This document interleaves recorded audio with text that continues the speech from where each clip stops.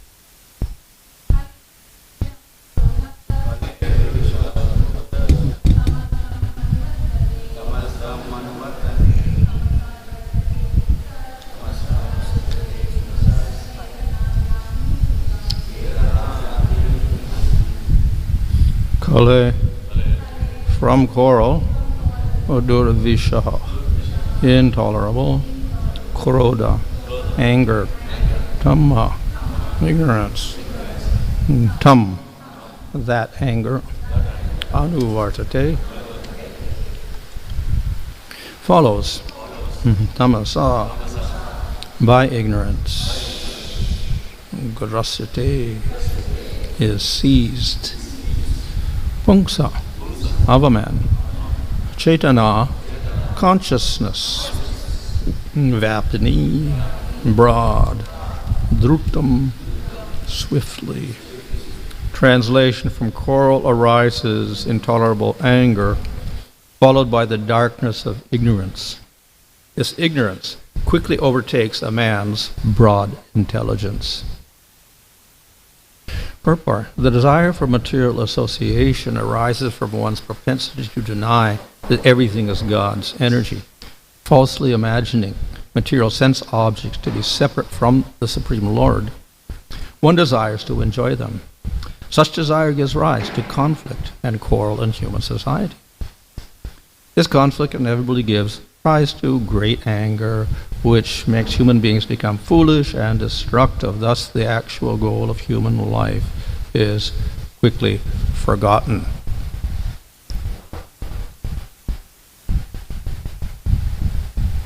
I'll read the next one also.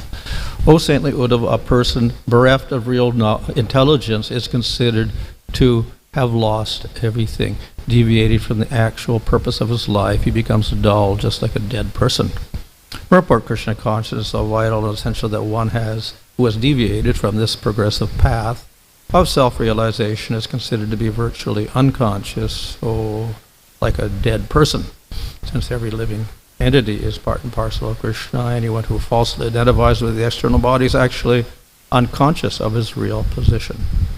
Thus it is stated, sunyaya kalpate, pursuing that which has no factual existence, he is devoid of any tangible progress or benefit in life. One whose consciousness is absorbed in the non-existent becomes himself practically non-existent.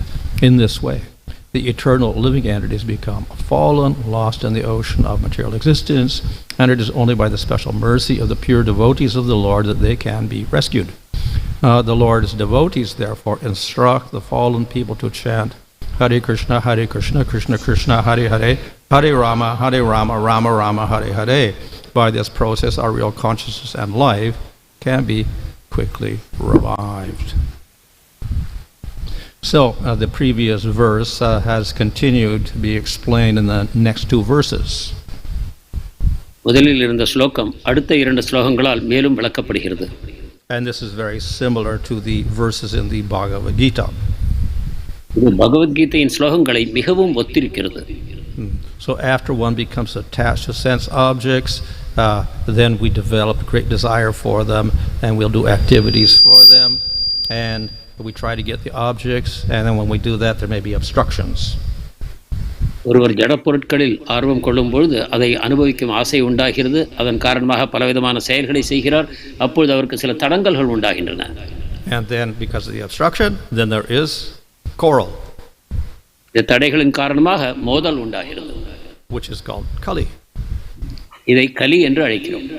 So we all know the word kali because of Kali Yuga. நாம் அனைவரும் கலி என்றால் என்ன என்று தெரிந்திருக்கிறோம். இது கலியுகம் ஆகும். So sometimes this is translated as the age of quarrel. எனவே கலி என்பது மொழிபெயர்க்கும் பொழுது மோதல்களின் காலம் என்றும் வர்ணிக்கப்படுகிறது. Of course, it's also sometimes called the age of darkness or the age of ignorance. It's also Kali.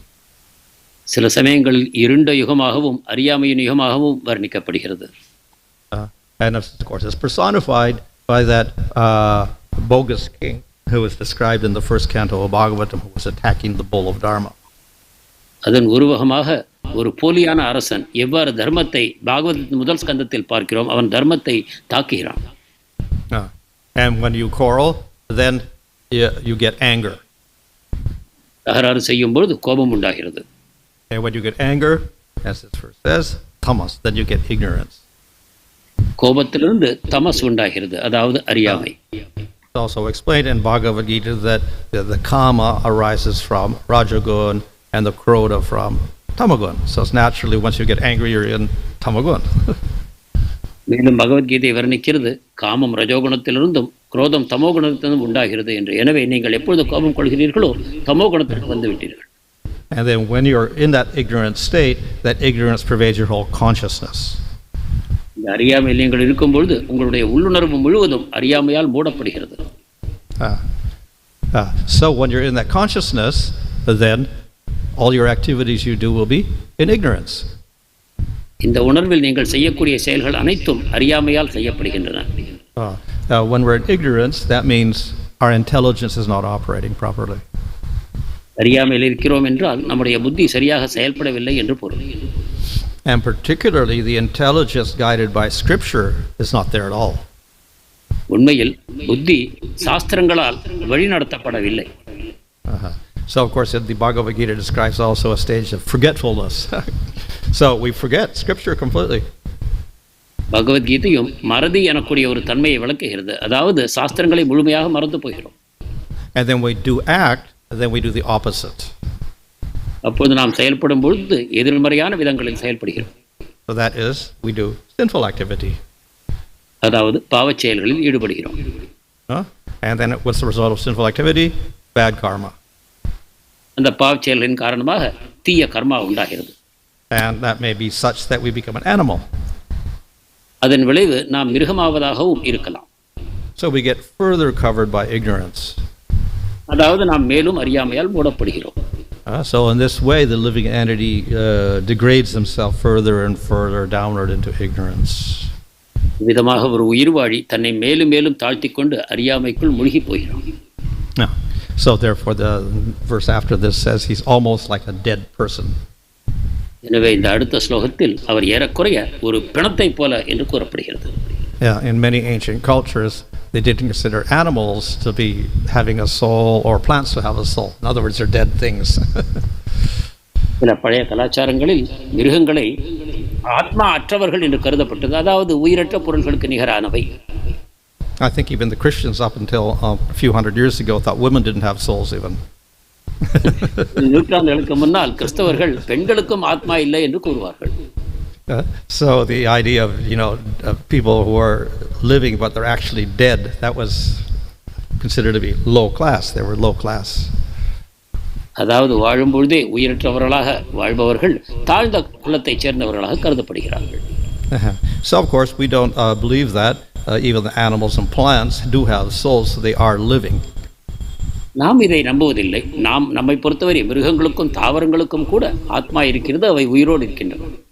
But we say they're almost dead because their ability to discriminate properly is minimal.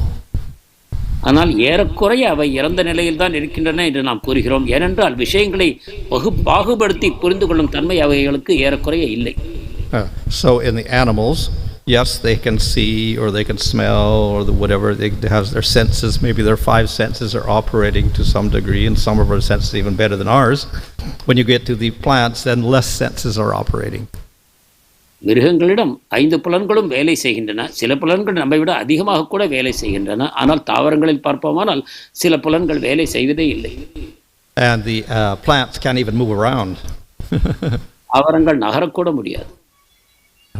So usually in Sanskrit they talk about moving and non-moving entities. சமஸ்கிருதத்தில் நகரும் நகரா பொருட்களை பற்றி பேசப்படுகிறது. So the moving entities are the animals and the human beings and devatas. நகர்பவை மனிதர்கள், தேவதைகள், மிருகங்கள் போன்றவை. And the non-moving are the plants and the trees and whatever like that. Lower species.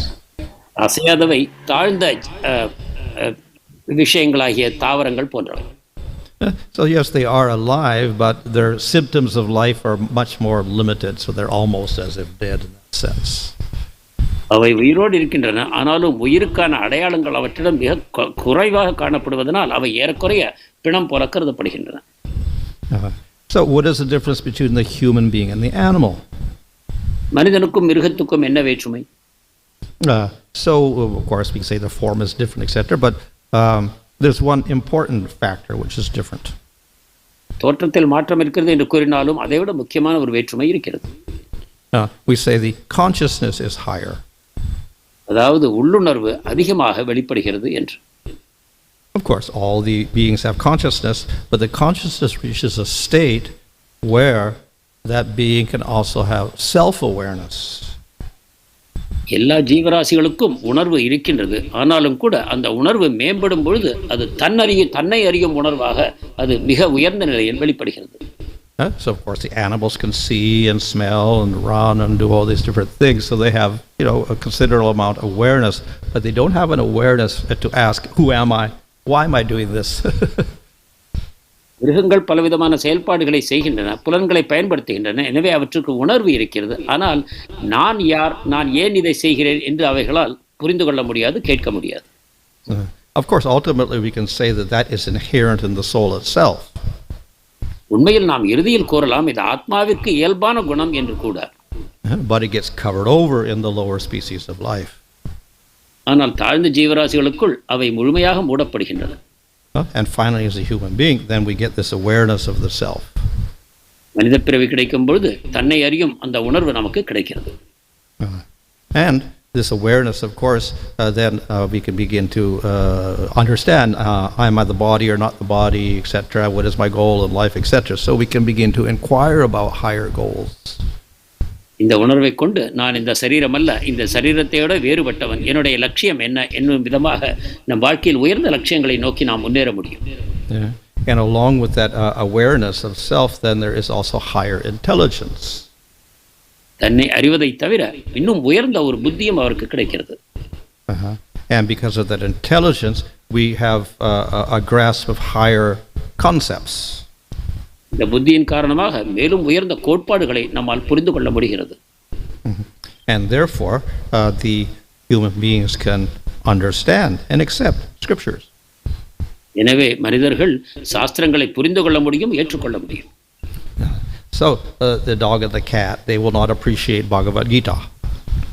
நாயோ பூனையோ பகவத்கீதையை பாராட்டாது. Of course, we could maybe have a very enthusiastic devotee distributing to the animals, but what uses it? They can't read it. சில உற்சாகமான பக்தர்கள் மிருகங்களுக்கும் கூட பகவத்கீதையை விநியோகிக்கலாம், ஆனால் அவை அவற்றை படிக்காது. So the scriptures are for the human beings. சாஸ்திரங்கள் மனிதர்களுக்காகவே. But even then, even if scriptures are human beings, it's not all human beings are going to appreciate scriptures. ஆனாலும் கூட சாஸ்திரங்கள் விளக்குவதைப் போல அனைத்து மனிதர்களும் கூட இந்த சாஸ்திரங்களை பாராட்டப் போவதில்லை. What to speak of follow them? பின்பற்றுவதை பற்றி என்ன கூறுவது? So those who will accept the scripture, even if they don't really understand, but will accept someone telling them, these are people in the Vedic system. They're called the Aryas. குறைந்தபட்சமாக வேதங்களை புரிந்து கொள்ளாவிட்டாலும் அவற்றை ஏற்றுக்கொள்ளக்கூடியவர்கள் ஒரு உயர்ந்த தன்மையில் இருக்கிறார்கள். இதை வர்ணாசிரம முறையில் ஆரியர்கள் என்று நாம் அழைக்கிறோம். And if they not only accept the system, but they understand it, then we would be called the Brahmana in that society. ஏற்றுக்கொள்வதோடு மட்டுமில்லாமல் அவற்றை புரிந்து கொள்ளவும் செய்தார்களானால் அவர்களை பிராமணர்கள் என்று அழைக்கிறோம். So the people who at least accept that system, that they are considered real human beings. எனவே யார் சாஸ்திரங்களை முழுமையாக ஏற்றுக்கொள்கிறார்களோ அவர்களை மனிதர்கள் என்று கூறலாம். And the others are considered to be two-legged animals. அவர்கள் இரண்டு கால்களை உடைய மிருகங்கள். In other words, they're almost like dead people. அதாவது ஏறக்குறைய பிணங்களை போன்றவர்கள். So the real living person is the person who will accept and follow the scriptures. எனவே யார் உயிருடன் இருக்கிறார் என்றால் யார் சாஸ்திரங்களை ஏற்றுக்கொண்டு பின்பற்றுவாரோ அவர் மட்டும்தான். But then again, we have so many scriptures. ஆனாலும் நமக்கு ஏராளமான சாஸ்திரங்கள் இருக்கின்றன. And it looks like so many different goals and opinions in scripture. சாஸ்திரங்களில் பலவிதமான லட்சியங்களும் பலவிதமான கருத்துக்களையும் நாம் காண்கிறோம். So that person who can understand the highest goal in scripture, he's considered the best. சாஸ்திரத்தின் உன்னதமான லட்சியங்களை யார் புரிந்து கொள்வாரோ அவரை தலை சிறந்தவராக கருதப்பட வேண்டும். So that is the Vaishnava, the devotee. அவர்தான் வைஷ்ணவர், பக்தர். So that is why Lord Caitanya, when is explaining all about these different progressions, who's higher than who, then finally he comes to the Brahmana, and then the Brahmana who actually follows what he's learned, and then finally the devotee on the very top. எனவேதான் சைத்தன்யர் மனிதர்களை தராதரம் பிரித்து பேசும்பொழுது உயர்ந்தவராக பிராமணர்களை, சாஸ்திரங்களை ஏற்றுக்கொள்பவர்களை, மேலும் அதை புரிந்து பின்பற்றக்கூடியவர்களை அதிலும் உயர்ந்தவர்களாகவும் அனைத்திலும் உயர்ந்தவராக வைஷ்ணவர்களையும் சைத்தன்ய மகாபிரபு கூறுகிறார்.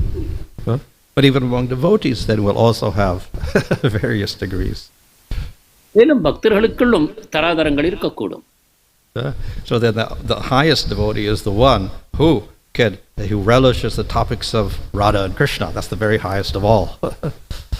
மிக உன்னதமான பக்தர் யார் என்றால் ராதா கிருஷ்ணருடைய லீலைகளை யார் புரிந்து பாராட்டுகிறாரோ அவர்தான். So this is what Lord Caitanya is presenting. இதைத்தான் சைத்தன்ய மகாபிரபு நமக்கு வழங்குகிறார். So a person who can appreciate Radha and Krishna, he's the most fortunate soul of all. Radha கிருஷ்ணரை பாராட்டுபவர் எவரோ அவரே அனைத்து ஆத்மாக்களிலும் அதிர்ஷ்டசாலியானவர். But if we can't follow anything, at least maybe you could accept the basic rules of Dharma and Varnashram. ஆனால் எதையும் பின்பற்றாவிட்டாலும் கூட குறைந்தபட்சமாக தர்மத்தையும் வர்ணாசிரமத்தையுமாவது ஒருவர் ஏற்றுக்கொள்ள வேண்டும். But then, of course, better than that if you could be Brahminical. அதைவிட சிறந்தது நீங்கள் பிராமணராக இருப்பது. But better than that if you can be devotional. அதிலும் சிறந்தது உங்களுக்கு பக்தி அமையுமானால். So there is, we can say, provisions for all types of people. ஆனால் நாம் பார்க்கிறோம் அனைத்து வகையான மக்களுக்கும் இங்கே இடம் இருக்கிறது. And the whole idea is to raise the person from the dead person, the ignorant person, all the way up until he's got the highest knowledge and the highest practice. That is, he becomes a devotee. நோக்கம் என்னவென்றால் பிணம் போல முழுமையான அறியாமையில் இருப்பவரை மேலே தூக்கி கொண்டு வந்து அவருக்கு முழுமையான அறிவை கொடுத்து அவரை பக்தர் என்ற நிலைக்கு உயர்த்துவதே ஆகும். Because most people are on the bottom stage, almost dead. Even though there are so many activities, they're almost dead. It takes a long time for them to progress. ஆனால் ஏறக்குறைய மக்கள் அனைவரும் பிணம் போன்ற நிலையில் பலவிதமான செயல்களை செய்தாலும் கூட அந்த நிலையில் இருப்பதால் அவர்களை மேலே தூக்கி கொண்டு வருவதற்கு அதிக காலமும் முயற்சியும் தேவைப்படுகிறது. And therefore we see even in the Varna ashram system, of course not all the world was following Varna ashram, but in that Varna ashram system then there was just a very small minority, maybe 5% or 2%, I don't know how many percent of Brahmins even there. 98% everything else. And probably 80% Sudras, and, 2% Brahmanas like this. So it was, the amount of people who had knowledge of the Vedas even there is quite small.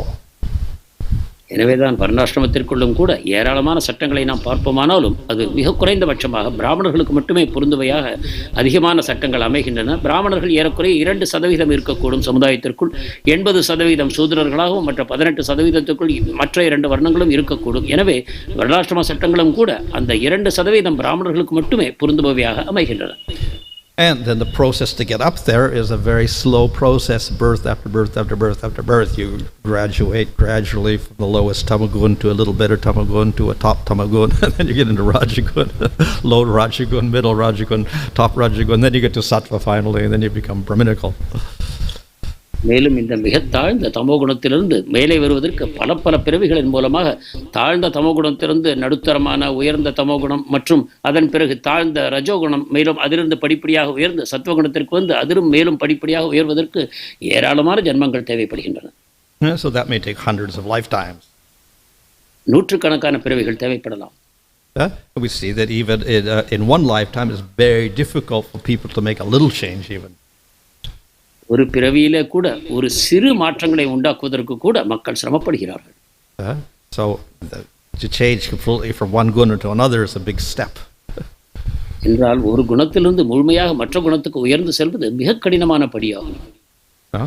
Yet the Lord is all merciful, so he gives another process. இருப்பினும் பகவான் மிக கருணை வாய்ந்தவராக இருப்பதால் வேறொரு வழியை அவர் தருகிறார். And of course in chapter 12 of Bhagavad Gita, there Krishna says, yes, if you do the process of bhakti, very quick. கீதையின் 12வது அத்தியாயத்தில் பகவான் கூறுகிறார், பக்தியை நீங்கள் செய்வீர்களானால் இது மிக விரைவாக அடையப்படுகிறது என்று. And also very easy. மேலும் மிக சுலபமானதாகவும் ஆகிறது. And available to everybody. இது அனைவருக்கும் கிடைக்கக்கூடியது. Even people not in the varnashram system. வர்ணாசிரமத்தில் இல்லாதவர்களுக்கும் இது கிடைக்கும். So therefore, in chapter 12, when Arjuna asked the question, which should I follow, path up to jnana through varnashram or bhakti, he says, just do bhakti, it's quicker. எனவே தான் 12வது அத்தியாயத்தில் அர்ஜுனர் கேட்கிறார், நான் ஞானத்தை பின்பற்ற வேண்டுமா அல்லது பக்தியை பின்பற்ற வேண்டுமா என்று கேட்கும்பொழுது பகவான் கூறுகிறார், நீ பக்தியே பின்பற்று என்று. But even in bhakti, then we tend to have some rules and regulations which restrict it quite a lot. ஆனாலும் பக்தியிலும் கூட சில சட்டதிட்டங்களின் மூலமாக அது வரையறுக்கப்பட்டு தான் இருக்கிறது. So to make things even easier, then Caitanya Mahaprabhu's introduced chanting of the holy name. எனவே அதை மேலும் எளிமைப்படுத்துவதற்காக சைத்தன்ய மகாபிரபு நாம சங்கீர்த்தனத்தை அறிமுகப்படுத்தினார். So this is the most powerful means of raising the dead people to life. இதுவே பிணங்களை உயிருக்கு கொண்டு வருவதற்கான சுலபமான வழி. I think in Christianity they often there's the miracle of was it Lazarus, I think, a dead man. Christ brought him to life. So it's a miracle if you can bring a dead person to life. பைபிளில் நாம் பார்க்கிறோம் எவ்வாறு இயேசுநாதர் Lazarus எனக்கூடிய ஒருவருடைய பிணத்தை எவ்வாறு உயிருக்கு கொண்டு வந்தாரோ அதை ஒரு பெரிய அற்புதமாக கருதுகிறோம். அதை போலத்தான் இது ஒரு அற்புதமாகும். But this is the easy process of doing that, the holy name of the Lord. This is to bring the dead people to life. பிணத்தை உயிருக்கு கொண்டு வருவதற்கு இது மிக சுலபமான வழிமுறையாகும். அதாவது சைத்தன்ய மகாபிரபு கூறியதைப் போல நாம சங்கீர்த்தனத்தின் மூலமாக இறந்தவருக்கு உயிர் வருகிறது. So through that name we get the people from the lowest category and they get up to the very top. எனவே நாமஜபத்தின் மூலமாக மிக தாழ்ந்த நிலையில் இருப்பவரை எடுத்துக்கொண்டு அவரை மிக உன்னதமான நிலைக்கு நாம் கொண்டு வந்து சேர்க்கிறோம். So in that way we can prevent this whole progression downwards, which is mentioned here, from meditation of the sense objects to getting kama, then getting krodhaḥ, and then getting tamas, and then falling down into greatest lower species of life, etc. இது ஒரு ஆத்மா எவ்வாறு தாழ்ந்து ஒரு அறிவுள்ள தன்மையிலிருந்து காமத்தின் மூலமாக காமத்திலிருந்து குரோதத்திற்கும் குரோதத்திலிருந்து அறிவை இழந்து மேலும் மேலும் தாழ்ந்த பிறவிகளை அடைந்து இறுதியில் விலங்கு வாழ்க்கையை அடையுமோ அந்த நிலையை நாம் திருப்பி தாழ்ந்த நிலையில் இருப்பவரையும் உயர்ந்த நிலைக்கு கொண்டு செல்வதற்கு இந்த நாம சங்கீர்த்தனம் நமக்கு உதவுகிறது. So this is simple solution to all the complications of human life. எனவே மனித வாழ்க்கையில் இருக்கக்கூடிய பல சங்கடமான விஷயங்களிலிருந்தும் விடுபடுவதற்கு மிக சுலபமான வழியாக இது அமைகிறது. Of course, it's so powerful. It can even affect animals and plants. அதே சமயம் இது மிக சக்தி வாய்ந்த வழிமுறையும் ஆகும். தாவரங்களும் மிருகங்களும் கூட இதை செய்ய முடியும். So this was expressed by Haridas Thakur. இதைத்தான் ஹரிதாஸ் டாக்கூர் வெளிப்படுத்தினார். They ask why you chant loudly, because even the animals and plants and the insects, everybody gets benefit. ஏன் நீங்கள் பலமாக நாமஜபம் செய்கிறீர்கள் என்று கேட்டபோது அவர் சொன்னார், இதை கேட்பதன் மூலமாக தாவரங்களும் விலங்குகளும் கூட முழுமையடையும், முன்னேற்றம் அடையும். So therefore it's a very special process. எனவே இது ஒரு விசேஷமான வழிமுறை.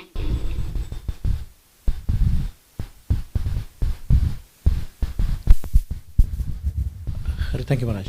Maharaj, in the context of anger, we see anger by a normal person, and sometimes the sadhakas become angry, and we see pure devotees of the Lord become angry.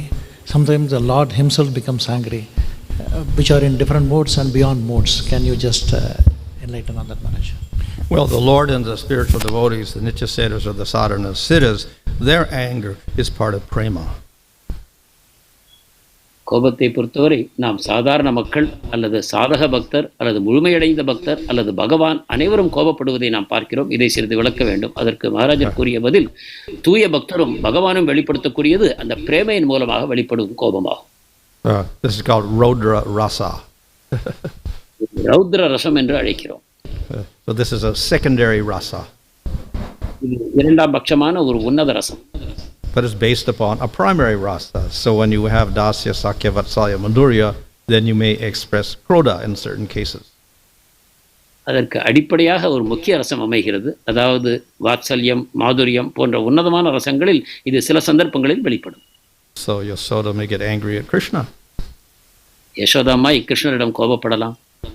Gopis get angry at Krishna. கோபியர்கள் கிருஷ்ணரிடம் கோபப்படலாம். So that is part of rasa. இவை அனைத்தும் ரசத்தின் அங்கங்கள்.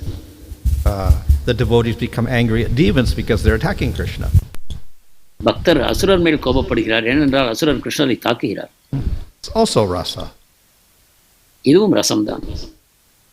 But then we have anger in the material world, a person becoming angry at another person or an animal or whatever, any circumstance, that is not related to Krishna at all. So that's not spiritual rasa. ஜட உலகத்தில் நாம் பார்க்கிறோம், சாதாரண மனிதர் ஒரு விலங்கின் மேலோ மற்ற மனிதர் மேலோ கோபப்படுகிறார், அது ரசத்தை சேர்ந்ததல்ல. That's what's mentioned here. You do attachment, you get frustration, then we get anger, quarrel and anger. கிருஷ்ணருடைய தொடர்பு இல்லாததன் காரணமாக அது ரசமாக கருதப்படுவதில்லை. பௌதிக பொருட்களின் தொடர்பு உண்டாவதன் காரணமாக நமக்கு காமமும் கோபமும் உண்டாகிறது என்று இந்த ஸ்லோகத்தில் வர்ணிக்கப்பட்டது.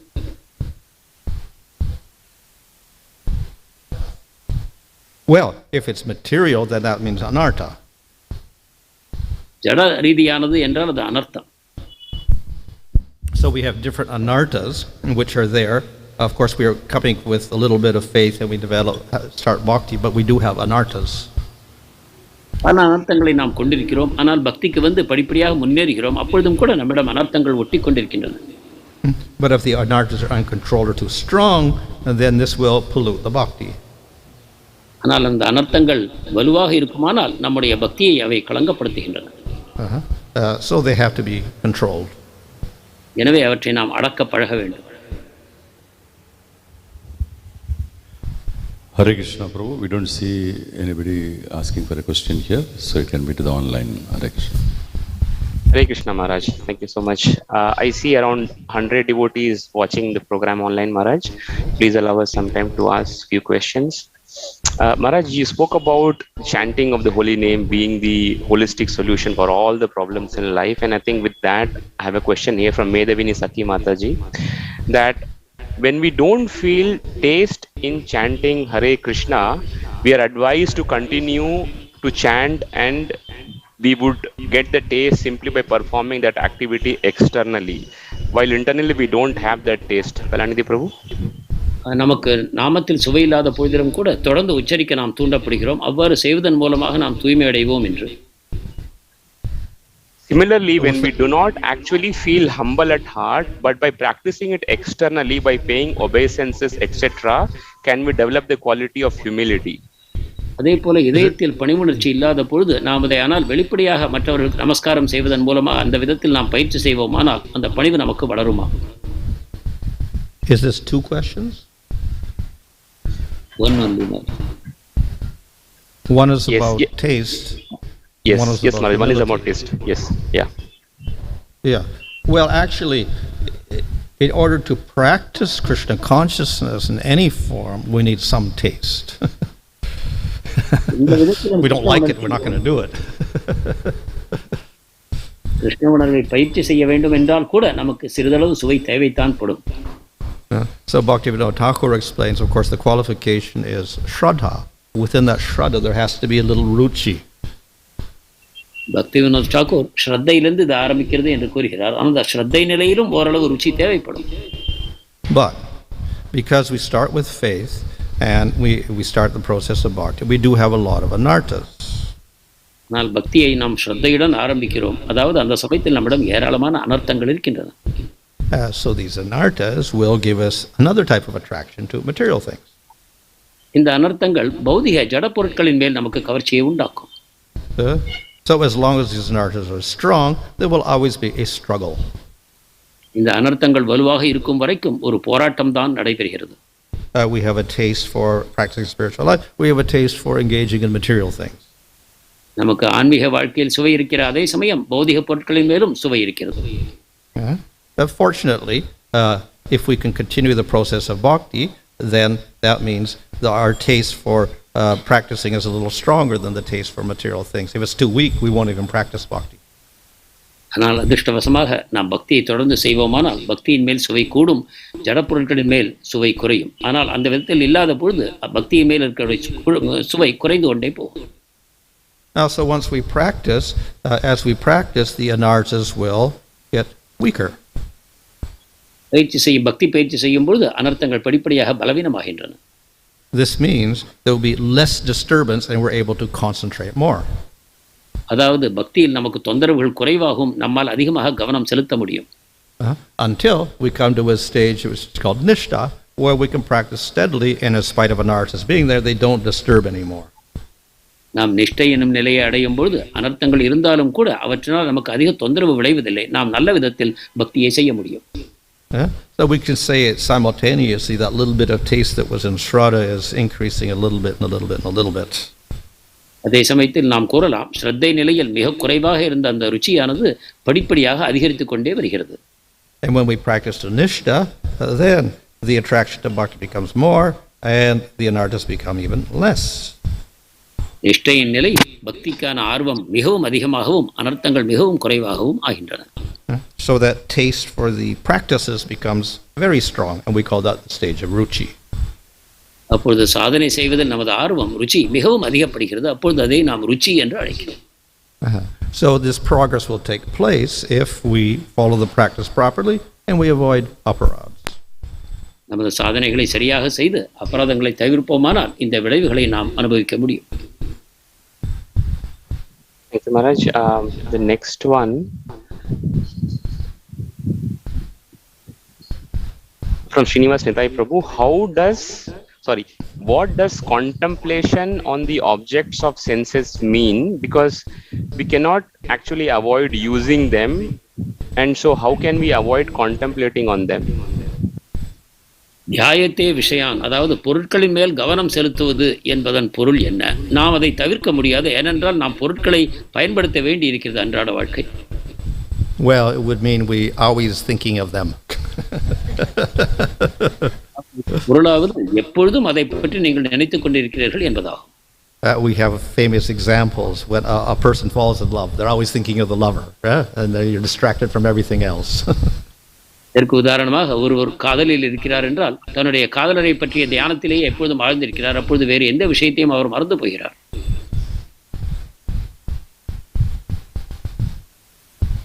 Jivan Gaur Hari Prabhu is asking, we see pet animals in Krishna consciousness among the lives of various devotees, tangibly showing it should have been a devotee in previous birth.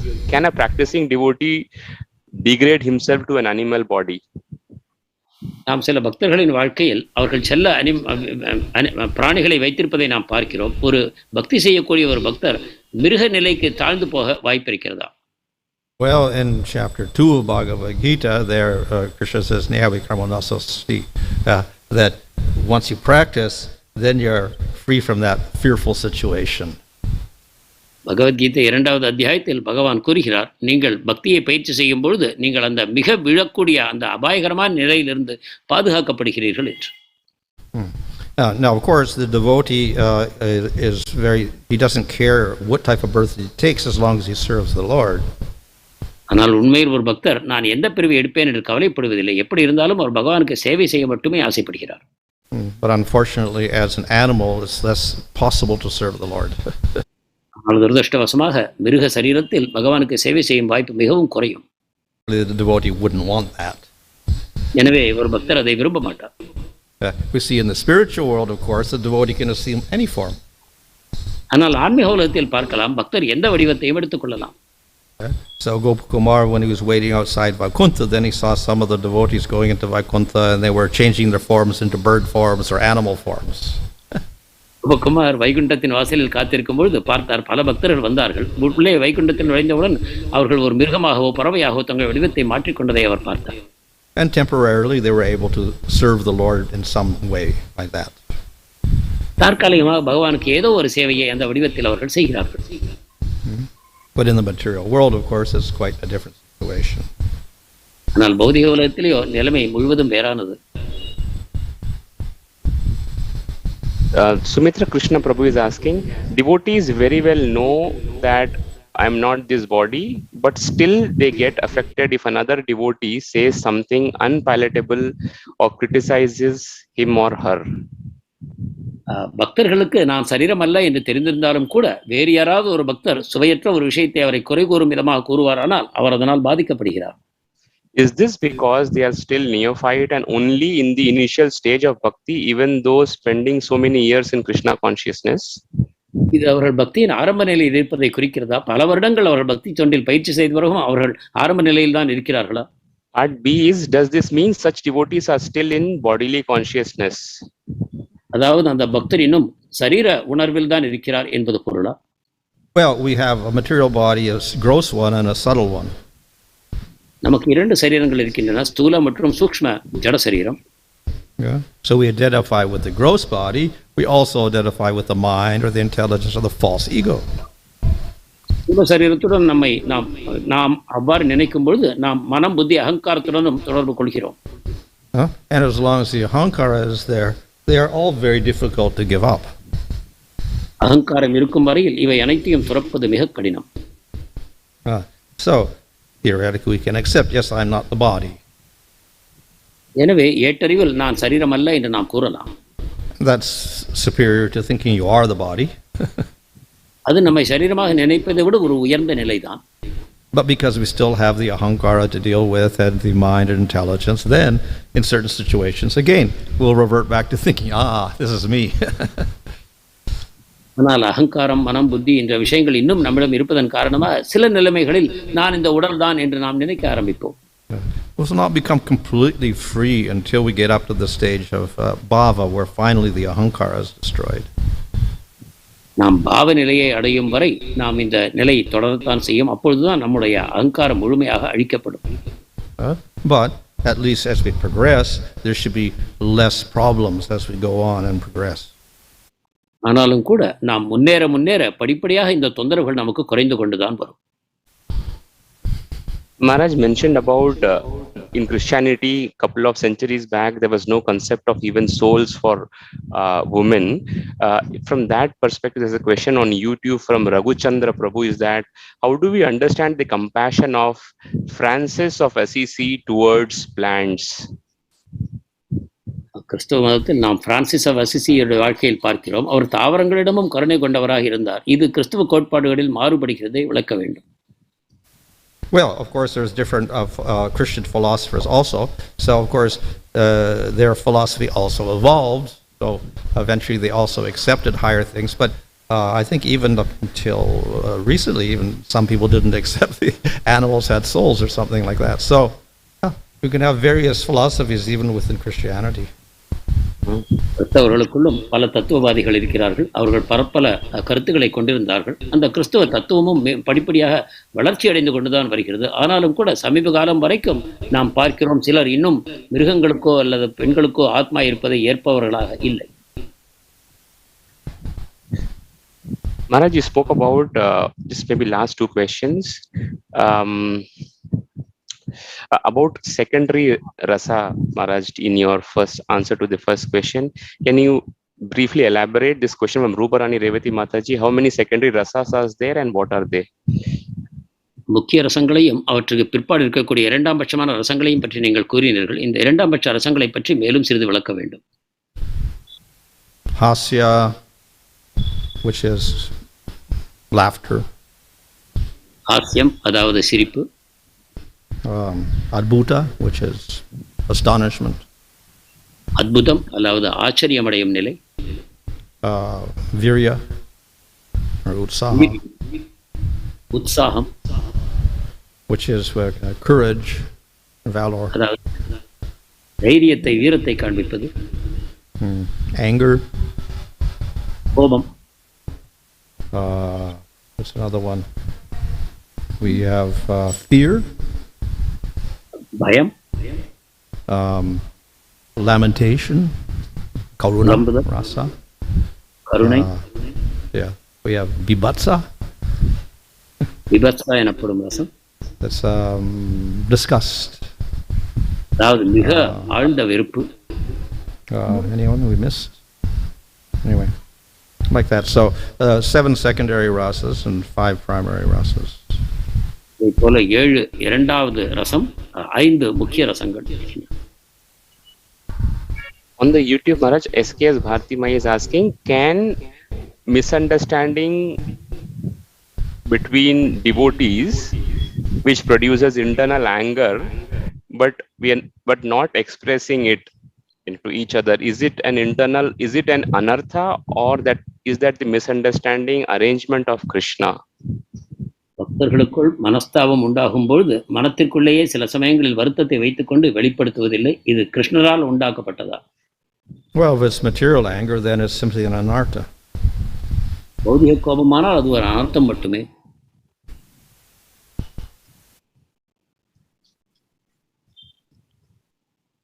Just 1 second, Maharaj, I'm just confirming.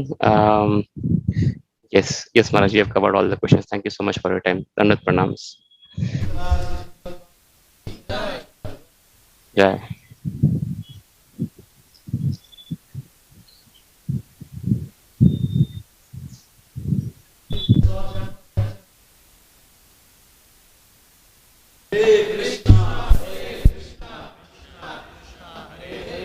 Hare Rama, Hare Rama, Rama Rama, Hare Hare.